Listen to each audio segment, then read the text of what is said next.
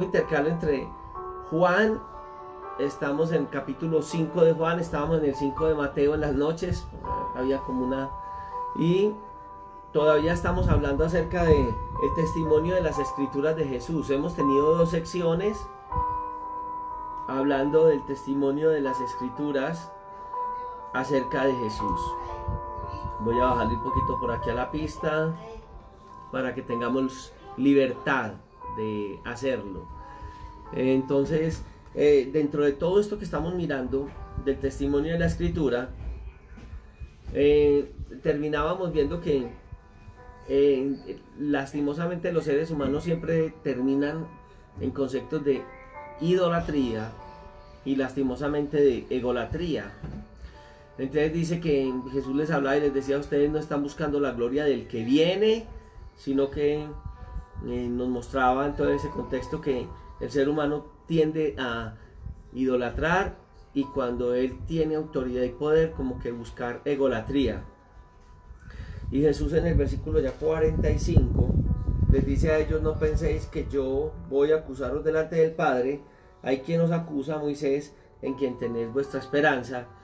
Y ya pues en esa parte final nos damos cuenta que era una confrontación frente a lo que ellos son como tal, porque lastimosamente no habían visto en los libros de Moisés cómo él presentaba a Jesús, y fue el segundo mensaje, habló acerca de Moisés. Hoy entrando a Juan capítulo 6,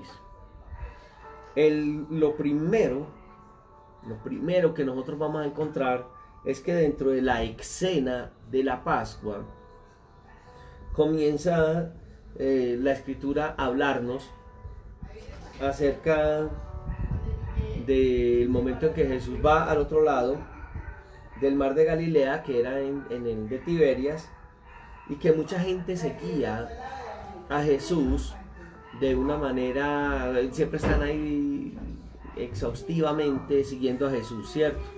Esta narración la vamos a encontrar nosotros porque estábamos viendo, hombre, yo quiero entender un pasaje bíblico. Entonces, para entender este pasaje bíblico voy a ir a Mateo, a Marcos, si está, a Lucas y a Juan. Esta narración entonces la vamos a tener nosotros en Mateo, en capítulo 14, entre el verso 13 y el 21. La vamos a encontrar nosotros en el libro de Marcos, entre el verso 30 y 44. La vamos a encontrar en el Evangelio de Lucas, dentro de versos 9 al 17. Y en Juan pues la vamos a mirar dentro del verso 6, del 1 al 14. Lo primero que yo les sugeriría es que ustedes tengan una apreciación de lo que vamos a estudiar. Siempre que vamos a estudiar, mi recomendación es: lean antes. No sé si se dejó distraer y no recuerda eso, entonces siempre está esperando que yo le traiga el mensaje, pues que el estudio, y tal vez no buscó, ¿cierto? Estudiarlo por sí mismo. Entonces yo quiero decirte en esta mañana que hubiera sido bueno, si no lo hiciste, que tú te hubieras ido a las Sagradas Escrituras y hubieras escudriñado los 4 pasajes que tú sabes que lo vas a tener ahí dentro de la parte que estás estudiando. Exacto. ¿Te acuerdas de esta versión de la Biblia? Esta Biblia se llama la versión La Palabra de Dios para Todos. Quiero decirles que esta versión de la Biblia, estuve hablando con la Liga Bíblica, los hermanos de la Liga Bíblica, y ellos la tienen a disposición. Hay que pedirla, pues ya las tienen. Hay que comprarla, hacerla traer, si tú la quisieras tener hoy.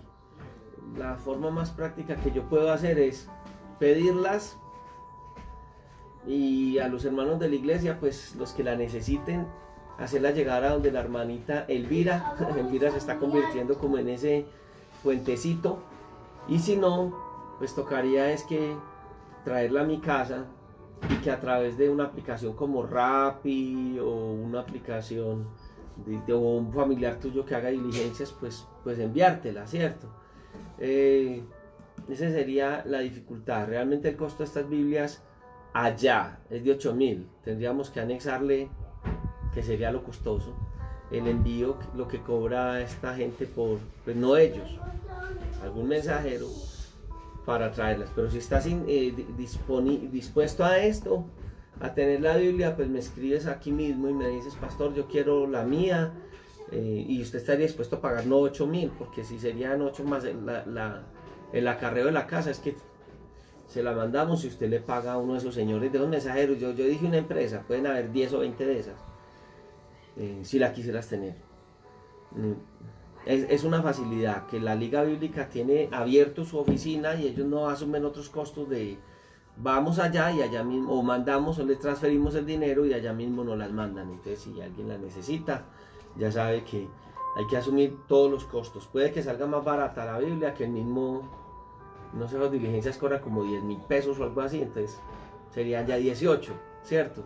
O que si usted va y la recoge donde la hermana Elvira, no le solamente diferiríamos el costo de los 10 personas o 15 o los que quieran comprar Biblia, entre todos. Entonces si 10 manda a comprar Biblia, 1.000 pesitos que valdrá el envío, algo así, algo así. ¿Me logro dar a entender?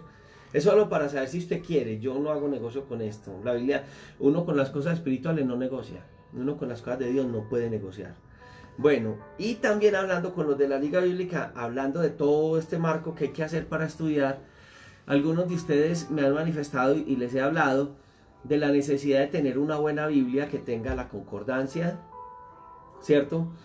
Que tenga algunas ayudas como por ejemplo las notas y los semitítulos con su debido pasaje bíblico, donde voy a encontrar los textos como esta, los textos paralelos, ahí mismo, y esa Biblia de Estudio Liga Bíblica lo tiene. Ellos tienen un ministerio donde ellos desde Estados Unidos regalan las Biblias y las mandan. Y al país que llega todo pagado. Lo único es que la gente paga el bodegaje de ello, entonces ellos cobran no, ellos piden una ayuda por la Biblia, que es una Biblia que si vas a Mercado Libre vale 160. Entonces ellos lo que hacen es que la hacen llegar y el costo de cada Biblia es como de 30.000 pesos.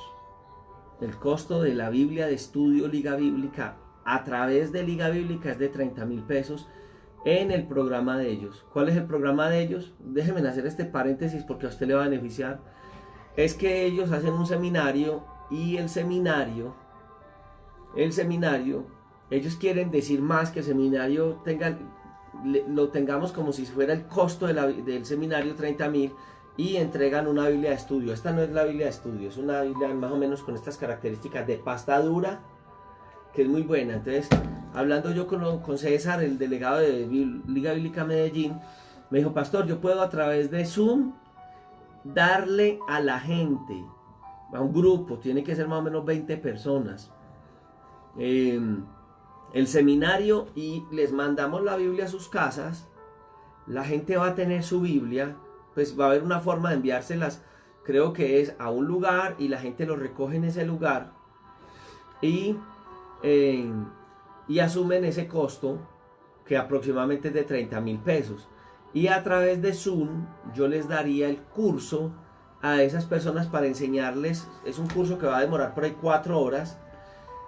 Normalmente lo ha hecho como en 2 o 3 horas, pero como es por redes es un poquito más complicado. Él haría el curso para aprender a manejar, porque esa Biblia tiene de todo. Y aprendiéndola a manejar, él enseña a través del método que yo he enseñado en Juan, que es el método inductivo de la Biblia. El costo entonces de esa Biblia con el seminario, porque deberían de hacer el seminario, es de 30.000 pesos. Hermano, eso es un regalo, es que no están cobrando, sencillamente están como pidiendo por los gastos que genera el embodegaje de esas Biblias y las personas que como él las distribuyen en la ciudad y les dan una ofrenda de la Liga Bíblica por eso. Entonces, los que estén interesados, no hagamos por acá, mejor llámenme porque es más fijo. Hay gente que dice yo y no salen con nada, ¿cierto? Entonces, mi WhatsApp es 311-366-2902 y yo ya hago el puente de eso. 311-366-2902 y ya por ahí hacen lo de el estudio de la Liga Bíblica, lo hacemos, que sencillamente es que se les va a dar, les dará un número de cuenta de la liga para que ustedes les consignen a ellos allá, y yo solamente les hago el puente, no más, porque sé que algunos de ustedes quieren una buena Biblia, y bueno, qué bendición que uno pueda hacer el medio por donde lo pueden hacer, ¿cierto? Quiero que lo hagan más directamente con ellos, porque nosotros, y Dios es testigo, no, que me van a dar una liguita de 1.000 pesos, de 5.000, de nada, no, el evangelio no es para eso. Nosotros no vamos a negociar con la Biblia. Entonces me escriben para que les den el curso, yo les hago el puente con él, les paso los datos a él, y ustedes ya van a con Liga Bíblica a hacer esta parte de ser bendecidos, reciben el curso de Biblia inductiva, vale 30.000 pesitos cada Biblia, es una Biblia de estudio que vale 160 en el mercado, y que ustedes se hacen a una buena Biblia para poder aplicar todos los principios que hemos estado enseñando en las mañanas con Juan. ¿Les gusta la idea? A mí me sonó muy bien.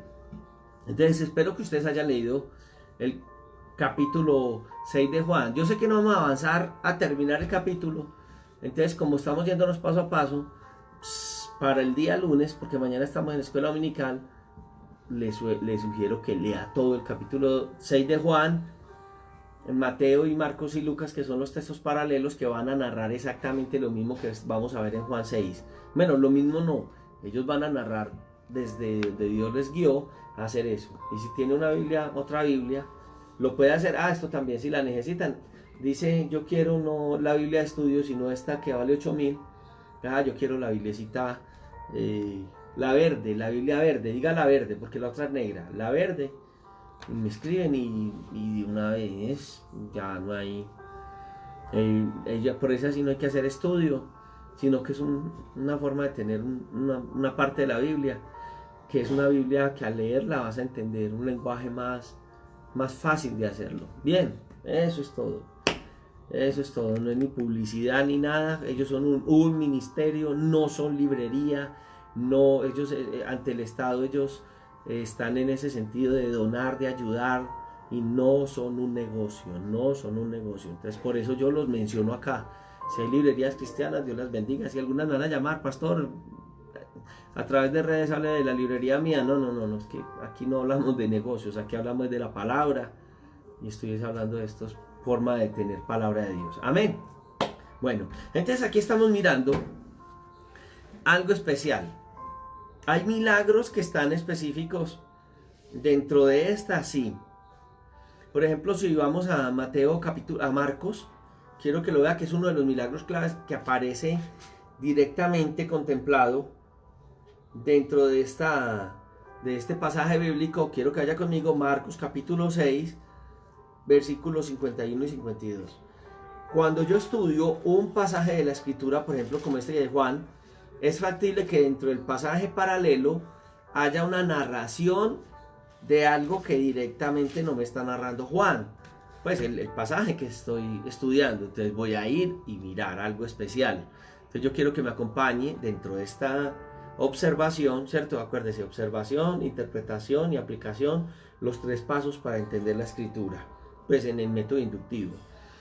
Entonces, Marcos capítulo 6, versículos 51 y 52, que nos dice: y subió a ellos en la barca, y se calmó el viento, y ellos se asombraron en gran manera y se maravillaban, porque aún no había venido lo de los panes, por cuanto estaban endurecidos sus corazones. Muy bien, entonces dice que se subió a la barca y que calmó el viento y se asombraron. Y aquí entonces va a hablar algo de lo que es Juan 6 nos va a hablar. No habían entendido lo de los panes y los peces, porque sus corazones estaban endurecidos. Si este significado que Jesús les habla ahí, si esto que está hablando de que no entendieron lo de los peces y panes y los peces, porque sus corazones estaban endurecidos, aparece ahí, es que está diciendo que hay un significado muy profundo en cuanto a lo de los panes y los peces. Entonces, hay que mirar esa parte, y dentro de todo esto pues tendríamos que mirar todo el trasfondo que las Sagradas Escrituras nos va a hablar de lo que es esto de los peces y los panes, y hay un discurso que nosotros tendríamos que entonces observar que se da ahí para que lo pudiésemos entender en este pasaje que estamos observando de Juan capítulo 6 y todo el contexto de los otros libros. Muy bien, muy bien. En el capítulo 6 nuevamente, entonces nos vamos para Juan, versículo 1, ya empieza el texto a decir, después de esto, y entonces uno dice, ¿cómo así? ¿Después de qué? Aquí estoy viendo como una nota de tiempo un poco indefinida. ¿Qué será lo que aparece? Porque a esas notas de tiempo indefinidas las vamos a mirar en varios pasajes de Juan, ¿cierto? En el capítulo 3 creo que la habíamos observado, que también al iniciar dice, y después de esto vino Jesús y sus discípulos, pero sí había una narración directa anterior. En lo que venimos estudiando de Juan 5 no viene hablando algo secuencial, sino que para, y parece que esta narración, porque yo les he contado que hay narraciones en los evangelios que no son cronológicas. Cronológica significa que el narrador contó y siguió contando y siguió contando y siguió contando, sino que el narrador está contando, guiado por el Espíritu Santo, eventos de la vida de Jesús. Entonces hay que ver si hay una secuencia inmediata de lo que se está hablando, ¿cierto? Cuando yo voy a Mateo, Marcos y Lucas y miro los relatos paralelos a Juan para ver si sí están dentro del marco del tiempo, ¿cierto? Estamos viendo que cuando dice después de esto, sucedió cuando ellos vinieron, después de haber ido a una jornada que el Señor les había mandado de predicación. Por eso en Marcos capítulo 6 verso 30 está diciendo, entonces los apóstoles se juntaron con Jesús y le contaron todo lo que habían hecho y lo que habían enseñado. El momento en que esta narración de Juan 6 se nos va a dar analizando Marcos, Mateo, Marcos y Lucas, entonces es al llegar ellos de ir a predicar. Ellos los mandó a predicar y entonces el Señor Jesucristo lo recibe el informe de ellos y va a contarles lo que vamos a ver aquí. ¿Por qué es importante? Porque hay que ver qué fue lo que pasa, cómo estaban sus corazones, qué había en ellos, ¿cierto? Es cuando yo les decía de este método de interpretación bíblica, que es método gramático histórico, que es qué significó lo que Jesús dijo en el momento histórico, ¿cierto? ¿Quién lo dijo? ¿Cuándo lo dijo? ¿Por qué lo dijo? Y de acuerdo a todo ese marco que le llamamos nosotros contextual, o sea, el contexto, que cuando empecé a enseñarles Juan les dije, el contexto no es leer los versículos anteriores y posteriores. Aquí vemos que no es así, porque los versículos anteriores a Juan no nos están indicando esto. En el gran marco de Mateo, Marcos y Lucas, ellos sí nos están contando esto. Entonces ya al ver ese contexto, que no lo encontré en versículos antes de Juan, sino en estos textos que les llamábamos en lo que hemos venido estudiando de la Biblia, que es en la parte contextual, ya estamos viendo esto, ¿cierto? Entonces dice que en el mismo capítulo 1 de Juan, que Jesús fue al otro lado del mar de Galilea, el de Tiberias. Muy bien, y yo quiero que ustedes entiendan algo. En la geografía bíblica, la hermana Mari lo ha manejado un poquito en el Instituto Bíblico.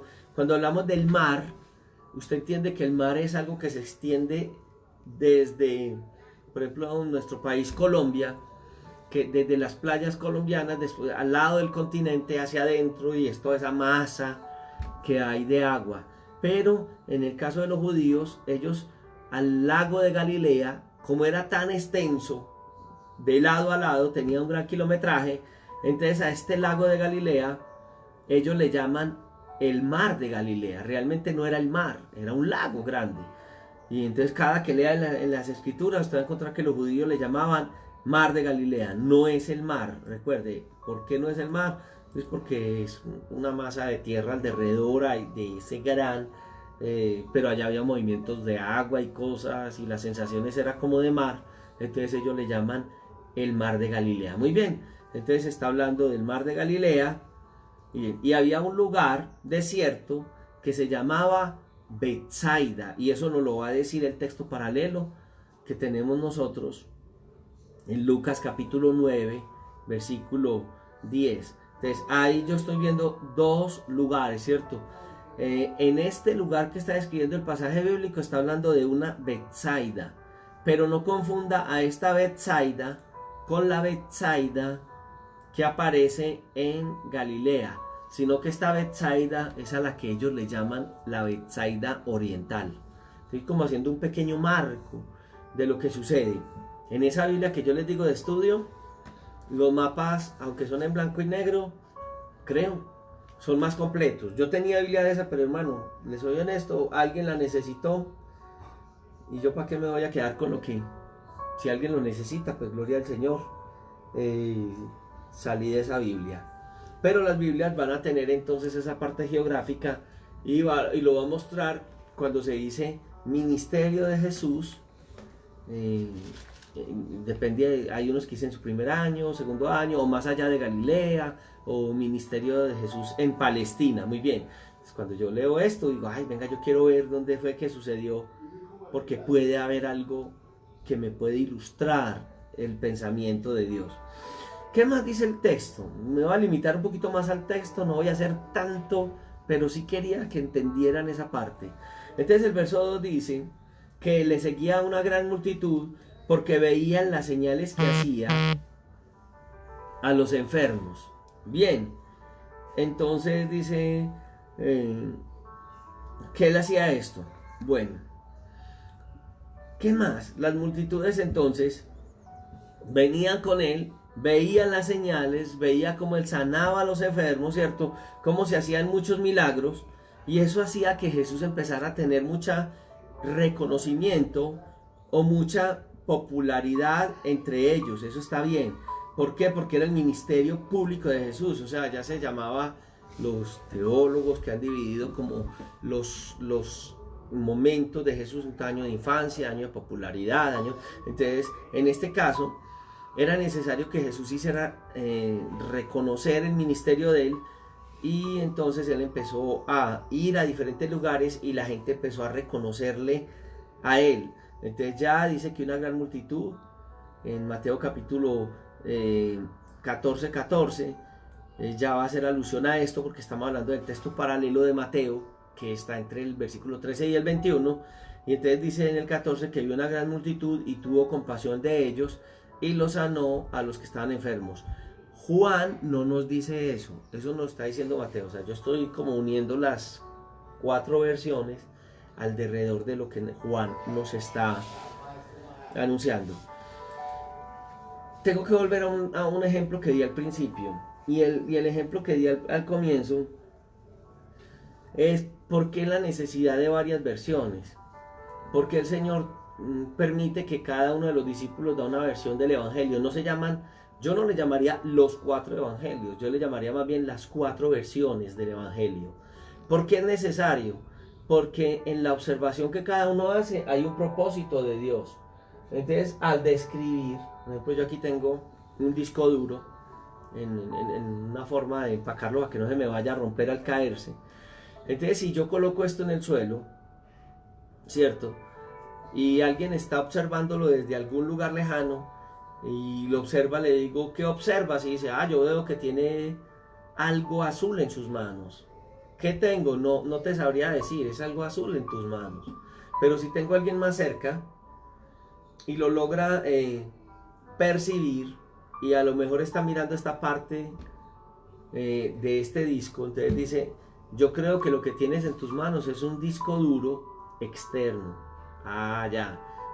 Bueno, ya el de allá dijo que tenía una cosa azul, el de acá me dijo que tenía un disco duro externo, y si alguien está muy cerca de mí, entonces va a mirar las especificaciones y está diciendo, ves, un disco duro dentro de un empaque azul en silicona, para proteger el disco. Entonces ya anexó algo a lo que estaba viendo, un disco duro protegido para que no se vaya, este disco no vaya a caerse. Y si alguien está más cercano a mí y mira, dice, va, es un disco duro y es una marca muy reconocida, no lo voy a decir porque no sé si eso cobre publicidad, eso no, es una marca conocida, entonces aquí tengo un disco duro marca tal, y tienes en tus manos, pues aquí no dice cuánto tiene de capacidad ni nada, sino que es un disco externo.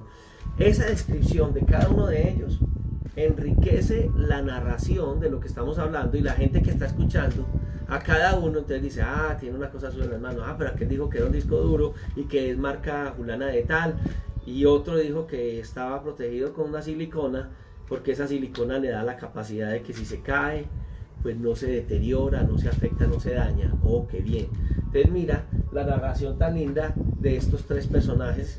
Y si yo voy a narrar y digo, no, lo que pasa es que, y ya yo soy el dueño del disco y digo, es que lo que pasa es que es un disco que yo compré para meter más información, normalmente uno lo hace para tener más, imagínate todo lo que estoy informando y todo lo que y ese disco duro ya yo daría, contiene en su interior esto y lo otro, y allí tengo almacenado esto para ayudarme cada que necesito, y ya, eso es todo. Entonces si notas que esas narraciones enriquecen esto, y en esta mañana yo quiero que entiendas la importancia de enriquecerlo, y ya estamos uniendo varias cosas, ¿cierto? Entonces ya nos dimos cuenta que esto fue narrado en un momento muy especial en el que ellos vinieron de predicar el evangelio, sus corazones estaban muy contentos, pero también dice que muchos no entendieron porque sus corazones estaban endurecidos. ¿Cómo así? Entonces ya estamos hablando de eso, que está hablando de un momento específico, una nota de tiempo que dice después de esto, qué bueno, y que después de que ocurre esto, entonces nos enseñan las Sagradas Escrituras que el Señor Jesucristo fue al otro lado del mar de Galilea, de Tiberias, y era un lugar muy desértico llamado Betsaida, y que no era Betsaida de Galilea, sino que era la Betsaida oriental. Ya estamos teniendo como una ideita pues de lo que acontece. Y dice que le seguía una gran multitud que veía las señales en los enfermos. Muy bien, entonces estamos viendo que se había vuelto popular y que ya gente lo estaba siguiendo, y había un grupo de personas que lo estaba siguiendo. Muy bien, y que otra cosa que vamos a observar, y eso me lo va a decir en la narración de Mateo, y la narración de Mateo nos va a decir que tenía compasión de ellos, y me hace acordar a las palabras de Mateo 9:36, que dice que Jesús en la gente veía y tenía compasión de ellos. ¿Pero por qué? Porque andaban como ovejas que no tenían pastor. Entonces mire que todo esto me va a enriquecer un pasaje bíblico. Cuando alguno de nosotros como ministros del evangelio vamos a compartir la palabra, tenemos la responsabilidad de tener todo este contexto. Si algún pastor no entiende todo el contexto, algún líder, alguna persona, algún profesor o algún hermano que quiera compartir, no logra captar todo esto, no va a captar el pensamiento de Dios. Pero cuando uno de nosotros lo hace, y es la labor que tenemos los pastores, alguien dice, no, es que los pastores no trabajan. Ay, hermano, no nos alcanza el tiempo para poder interpretar la mente de Dios, estudiar y después venir y enseñarle al pueblo. Un pastor debe ser una persona con una buena capacidad de lectura, con mucho interés, o alguien que quiera servirle al Señor en el ministerio, porque hay que leer todos los santos días. Y aunque un pasaje bíblico ya supuestamente lo predicamos, a medida que leemos y leemos vamos a enriquecer. Yo creo que los pastores que tenemos más recorrido, si hemos hecho bien la tarea, somos como unas bibliotecas andantes y todos los días aprendemos. Pero creo que yo confío mucho en pastores que tienen muchos años en el ministerio, creciendo ellos en la palabra. Cuando yo recibo, me gusta más recibir mucho. Ya hay gente joven que lo hace bien, pero hay pastores que llevan años y yo me siento y me regocijo y es un banquete para mí. A mí me gusta estudiar, pero parte de mi estudio es escuchar a otros ministros de la palabra y maestros, porque yo recibo muy rico, me alimento muy rico, ¿cierto? No hay nada mejor que uno estar en la casa. No sé si tú tienes ahí unas galletitas o tienes ahí el agüita o juguito y estás ahí viendo a través del televisor o el computador y escuchas esto y esto te va enriqueciendo. Eso nos pasa, pero tiene que uno enriquecerse continuamente. Muy bien. Aquí nos está diciendo que hay muchos enfermos, ya que ya relaciono esto con el momento en que también dice que tiene compasión, ahí lo dice, pero ya lo enriquezco escuchando y recordando que él tenía compasión de la gente porque los veía muy despistados, que eran como ovejas sin pastor, ¿cierto? ¿Por qué? Porque ellos eran ciegos y lo que les daban de alimento espiritual eran las tradiciones judías, cosas muertas, hermano. La letra muerta, es que, hermano, si no es la palabra, no transforma las vidas. Muy bien. El verso 3 de este texto, pero mira que yo he leído los otros 3 versiones. Entonces, cuando te estoy explicando, estoy yendo a las 3 versiones que he leído para enriquecer esto. Dice que Jesús subió al monte y se sentó allí con sus discípulos. Muy bien lo que estamos viendo en este momento. En Marcos, en el texto paralelo, nos está diciendo que Jesús les dice: venid vosotros aparte a un lugar desértico y descansar un poco, porque eran muchos los que iban y venían, de manera que ni aún tenían tiempo para alimentarse. Muy bien. En el versículo 5 y 6 dice que cuando Jesús alzó los ojos y vio que había venido a él gran multitud. Muy bien. Marcos me dice que cuando ya era avanzada la hora, sus discípulos se acercaron a él y dijeron: el lugar está desierto y la hora ya va muy avanzada. Despídelos para que vayan a los campos y aldeas alrededor y compren pan, pues no tienen qué comer. Juan no nos dice todo esto no lo dice Marcos. Marcos simplemente dice que él vio que había mucha multitud y ya, pero entonces ya Marcos nos dice: los discípulos vieron que ya había corrido muchas horas y que tenían hambre, entonces mándelos a comer, ¿cierto? Muy bien. Mateo 14:16 nos va a decir que Jesús les dijo: no tienen necesidad de irse, denles ustedes de comer. ¿Cómo les damos de comer? Entonces ahí es cuando llegan donde Jesús y dice: bueno, Señor, no, pero entonces hagamos una cosa mejor, mándenlos para la casa, mándenlos para esos lugares cercanos a ver dónde compran comida. Ya Juan entonces nos dice que dijo el Señor a Felipe. Bueno, dijo Felipe: ¿de dónde compraremos pan para que coman estos? Jesús le dice a Felipe eso: ¿de dónde compraremos pan para que compren estos? Y él lo decía porque Jesús sí sabía qué hacer. ¿Qué hacemos frente a esta situación, cierto? Porque la respuesta de Felipe más adelante la vamos a ver, que dice que 200 denarios no alcanzarían para todo esto, cierto. ¿Por qué Jesús le dijo esto a Felipe? ¿Sería para tentarlo? No hemos visto en mi tentación. ¿Sería para probarlo? ¿Cómo resolver una crisis? Bueno, Dios siempre va a ser el proveedor. Ellos habían visto a Jesús convertir el agua en vino en Canaán, ¿cierto? ¿Qué podría suceder? Entonces Felipe, en medio del momento, la respuesta inmediata fue: 200 denarios no alcanzaría. 200 denarios de pan no alcanzaría para que cada uno de ellos tomase un poco. Muy bien. Un denario era lo que se ganaba un obrero en un día de trabajo. Muy bien, por allá. ¿Y dónde nos lo dice? Mateo 22 nos habla del pago de un día, que era un denario. Muy bien. Entonces, solamente Juan nos dice que Felipe contesta esto: hombre, ¿qué hacemos? ¿Cierto? Y cuando él mira a toda esa gente, dice: entonces, ¿cuánto dinero necesitamos para alimentar a toda esta gente? Es especial.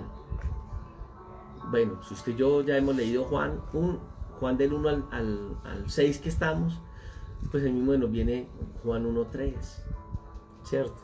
Porque Jesús era el creador del mundo, él tenía la capacidad de de proveer el alimento. Entonces Jesús les dice a los apóstoles sencillamente, de una manera muy fácil, denles ustedes de comer.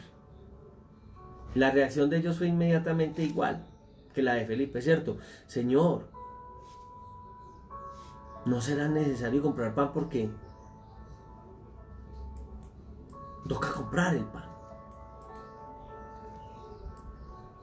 Jesús podría alimentarlos a todos ellos. Ellos pensaron en sus recursos humanos, sus recursos económicos. Y es aquí donde yo quiero que usted y yo nos detengamos en esta mañana. Porque por lo regular tú y yo nos detenemos a pensar en los recursos económicos, en los recursos humanos. Esta semana yo estaba, porque mientras estaba en casa, pues me he puesto a estudiar, ¿cierto? A mí siempre me ha gustado estudiar.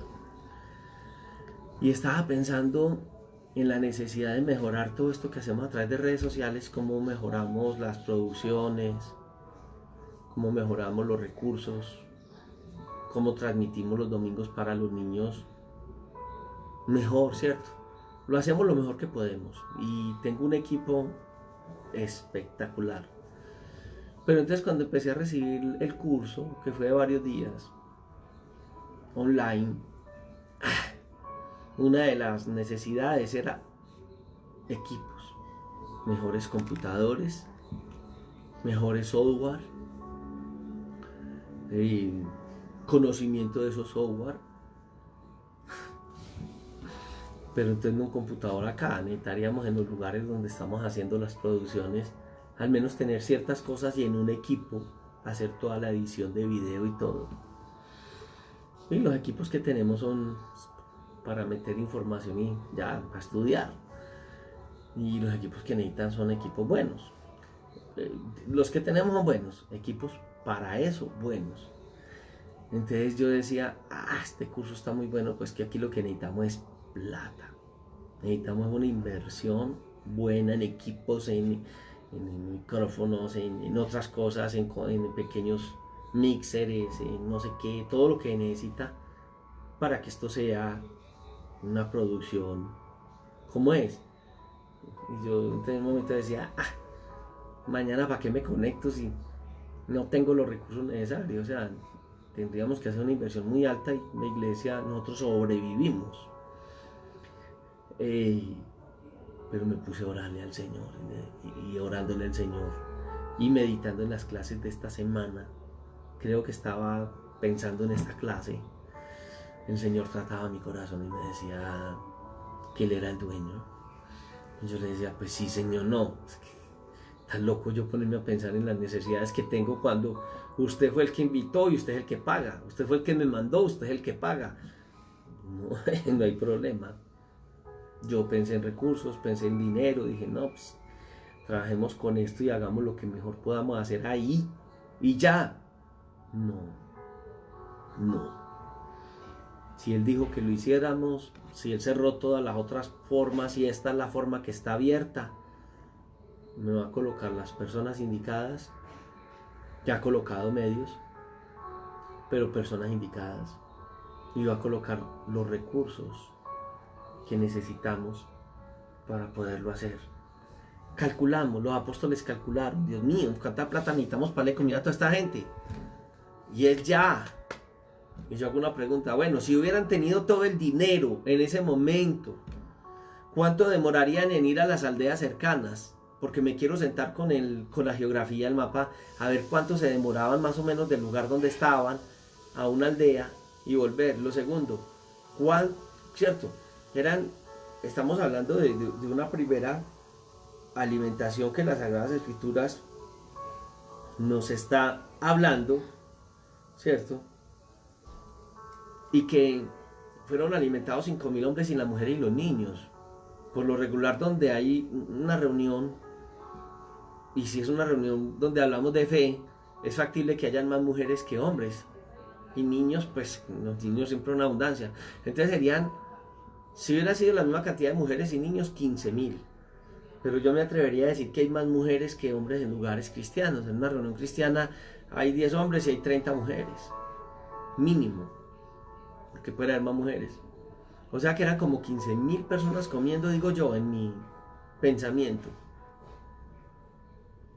¿Dónde iban a comprar alimento en ese momento para 15.000 comensales?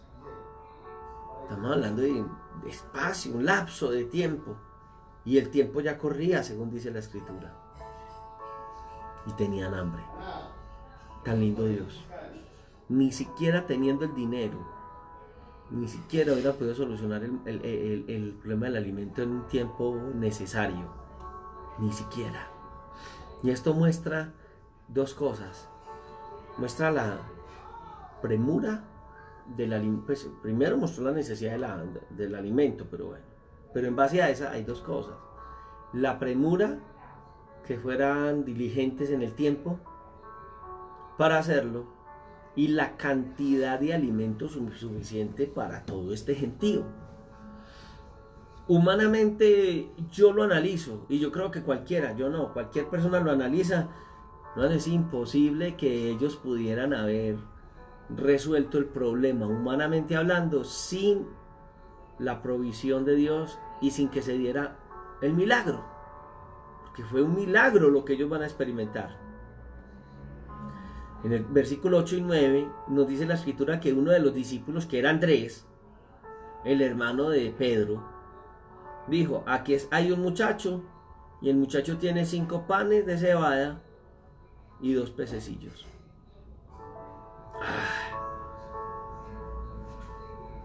Tremendo. Ni siquiera ellos tenían el pan. Tuvieron que ir a buscar el pan entre la gente. Y eran panes y pececillos, o sea que lo que se está describiendo allí eran pancitos y sardinitas, pues, peces muy como sardinas, peces muy pequeños. O sea que lo que el muchacho llevaba era su lonchera, era solamente para él. Tremendo, porque esto se multiplica, y al el Señor hacer la multiplicación se alimentan esos 5.000 hombres, aparte, dice la Biblia, de las mujeres y los niños. Tremendo, tremendo. El muchacho ni siquiera es mencionado. Qué bendición que había un muchacho con alimento. Yo he escuchado cosas del muchacho, muy bien. El muchacho tuvo la disponibilidad de entregar su comidita, pero el milagro, en la acción del milagro, el muchacho no ocupa el centro. La acción del milagro es Cristo, el que ocupa el centro, que es la alimentación de todo este gentío. Muy tremendo.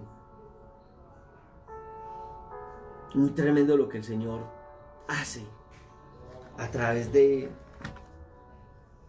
las Sagradas Escrituras, la forma como el Señor trasciende unos límites que uno dice: Dios mío, no se puede, es que no se puede.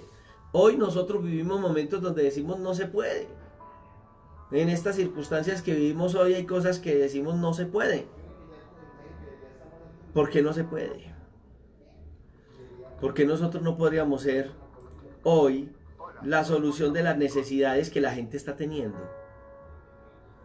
Porque no somos los instrumentos de Dios para eso, lo somos. Dios es especial. Dios puede obrar a través de nosotros, que no somos. El muchacho no fue relevante. Fue un muchacho que tenía, gracias a Dios lo tenía. Y esa lonchera de él la puso a disposición. Bien, bien.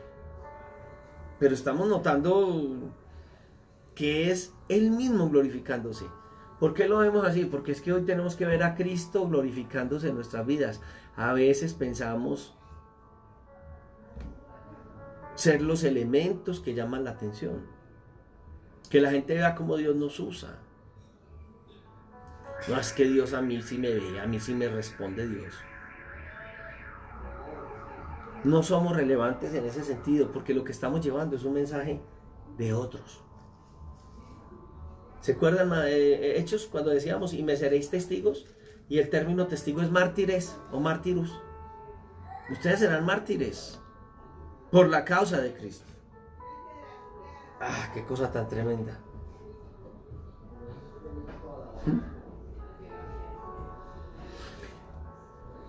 En el libro de Números, en el capítulo 11, cuando habla del camino de los judíos desde el Sinaí hasta Cades Barnea, vamos a mirar situaciones similares donde Dios promete carne y donde ellos no entienden cómo proveer carne para tanta gente. Y es una de las preguntas que mucha gente se hacía, y alguien me hacía hace unos días, ignorando esta persona la forma como Dios lo sustentó en el desierto, y me decía: pastor, yo entiendo que ellos salieron y llevaron ovejas, animales, y hasta donde yo entiendo, el plan de Dios era que llevaran esos animales para que los alimentaran en el desierto.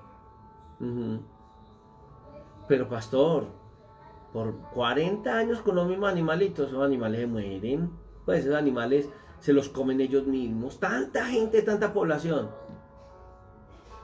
Yo quiero decirte algo, es que no fue para la gloria y honra del pueblo de Israel que Dios se lo llevó para el desierto, sino para la gloria y honra de Dios.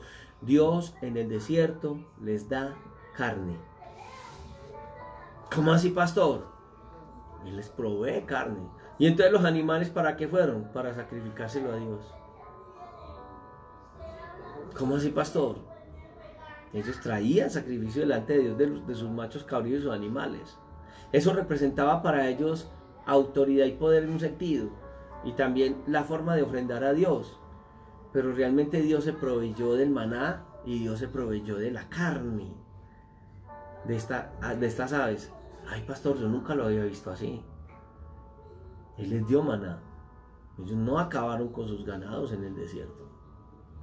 En aquellas tierras el tener animales era una forma de sustento, era una forma de tener con qué pagar, y una forma y fuera de eso, Dios les pedía el animal más hermoso, más para los sacrificios que se hacían en el día de la expiación, pero también los sacerdotes tenían todos estos animales para irlos sacrificando por el pueblo. Uy, qué cosas. Qué cosas. Marcos, porque se dice que Juan Marcos era un muchachito que estuvo con Jesús y narró algunos acontecimientos. Marcos dice que había mucha hierba y la hierba era verde. Pastor, ¿y qué tiene que ver eso? Estoy volviendo aquí al sermón de la montaña.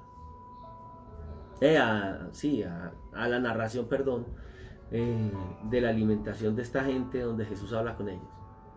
¿Y qué tiene que ver que ahí había hierba verde? Pues él los llevó a un lugar desértico, pero había un lugar donde había hierba verde.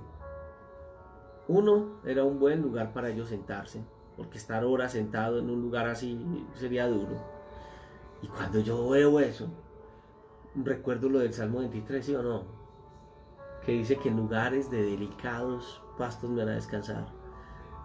Yo creo que Juan Marcos estaba narrándonos de la delicadeza de Dios, que en momentos de prueba da alimento, que en momentos de prueba da paz, y que a pesar de la prueba hay descanso en Dios. Los mejores momentos que he tenido en la presencia de Dios han sido en los momentos de más necesidad, de más escasez. Yo creo que tú puedes hoy estar experimentando en Dios momentos especiales, en las noches, en el día, en medio de tu necesidad, de tu escasez, de la limitación. Dios permite que estamos hoy en cuarentenados para que nuestros oídos espirituales sean mejores. Es que uno mira, por ejemplo, en el caso de las Sagradas Escrituras, cómo Dios permite esos momentos en su pueblo para que ellos observen. El mejor momento para Moisés fue en el desierto.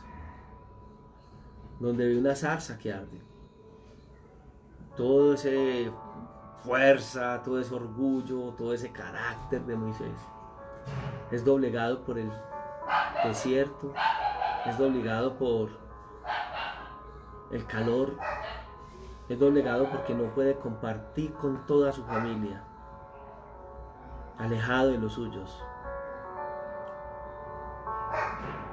En lugares de estos, yo puse un video hace como 2 meses de un hombre que llegaba al templo y que cogía a los hermanos, los cargaba. Entonces jocosamente alguien decía, ¿será que así va a ser cuando lleguemos de la cuarentena? Tal vez hay familiares que tú no has podido ver, ¿cierto? Amados, tu papá, tu mamá, tu familia. Y que hay momentos donde uno habla por teléfono y qué rico volver otra vez a esto. Pero en medio de eso hemos encontrado que Dios es el refugio, que Dios es el todo, que posiblemente esas cosas que nos quitaban el espacio de Dios y ya no están, al que hemos encontrado nuestra intimidad es a Él. Ellos se reclinaron en aquel lugar, dice que en aquel lugar se recostaron y el número era como de 5.000 varones. Sí, eso nos narra el verso 10. En Lucas dice que Jesús dijo, hágalo recostar en lugares, en grupos de 50 en 50, grupos pequeños, para el número que había ahí, 5.000. Bueno, Pablo dice por allá en 1 Corintios que todo lo que hagamos sea decentemente y en orden. Fue fácil distribuirles el alimento de esa manera y que nadie se quedara por fuera. Es que a Dios nadie se le queda por fuera. Es que Dios es un Dios personal. En la creación del mundo hubo un orden que Dios tenía. Y la Biblia habla de formas de ordenar. En Éxodo 13:8 habla de cómo ellos fueron a la batalla en orden. Todo en orden. Todo en orden. Las 12 tribus de Israel alrededor del tabernáculo en orden. Hoy, en medio del caos del mundo, nosotros podemos ordenar nuestros hijos, nuestras familias, nuestros corazones. La Biblia dice que Jesús toma aquellos panes, da gracias, muy bien, porque no hay nada mejor que darle gracias a Dios. Espero que tú, al comer tus alimentos, le des gracias a Dios, que es el dador de Él, ¿cierto? Porque cuando alguien come sin darle gracias a Dios, pues pareciera una persona no agradecida. Cuando comemos dando gracias a Dios, reconocemos su señorío sobre nuestras vidas. Lo reconocemos a Él como el proveedor, como el que abre las puertas de bendición. Recuerda la Santa Cena que dice que tomando dio gracias a Dios. Y también Mateo, en el 14, volviendo a hablar de este pasaje, dice que tomando los 5 panes y los 2 peces, levantó los ojos al cielo, bendijo y partió y le dio los panes a sus discípulos. Marcos y Lucas también dicen que los bendijo. Qué bueno es Dios con nosotros, que nos enseña sus principios y que al mismo tiempo entendemos que tenemos que darle gracias a Dios. Darle gracias a Dios. Bueno, el texto dice que lo repartió entre sus discípulos.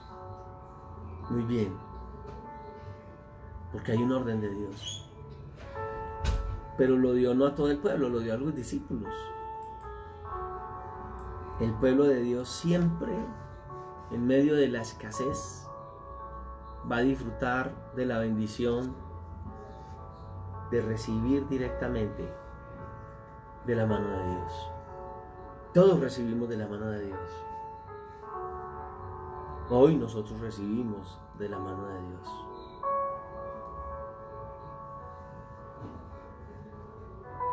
Y dice la Biblia que asimismo repartieron de los peces cuanto querían. O sea, la gente comió hasta saciarse. Y Felipe había dicho, ni 200 denarios de pan bastarían para que cada uno de ellos tomase un poco. Y la escritura nos habla que ellos se saciaron. Versículo 12, y cuando se hubieron saciado, no era un poco, se saciaron, Jesús le dice a los discípulos, recoja lo que ha sobrado, para que nada se pierda. Y ellos recogieron 12 cestas.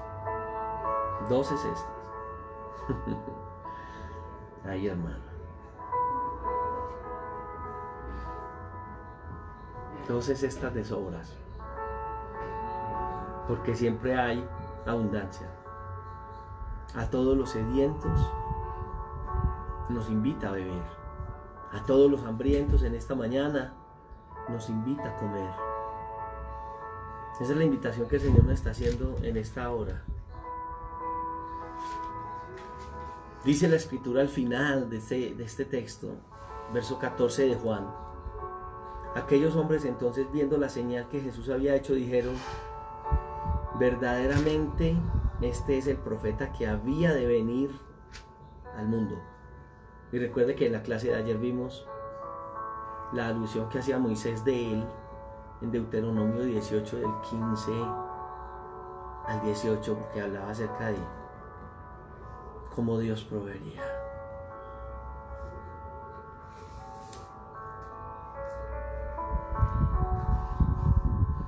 Qué importante, mi hermano, que en esta mañana tú y yo podamos descansar en Dios. Yo no sé qué está pasando en tu vida, lo ignoro, pero tenemos un Dios grande, un Dios que se derrama sobre nuestras vidas. Padre, gracias por poder meditar en tu palabra, porque tú suples nuestras necesidades, porque tú eres un Dios digno de toda la gloria, de toda la honra. El poder y la alabanza son tuyos. Yo quiero colocarte la vida de cada hermano en tus manos, rogándote que tú cumplas tu propósito en nosotros. Gracias por bendecirnos. Gracias por manifestarte. En el nombre de nuestro amado Señor y Salvador Cristo Jesús. Gracias por cada hermano allá en su casa. No entiendo, pero entiendo que si es tu voluntad que esto se haya hablado esta mañana, es porque algunos de nosotros necesitábamos esta palabra de bendición para cada uno. Gracias, Señor. En nombre de Jesús.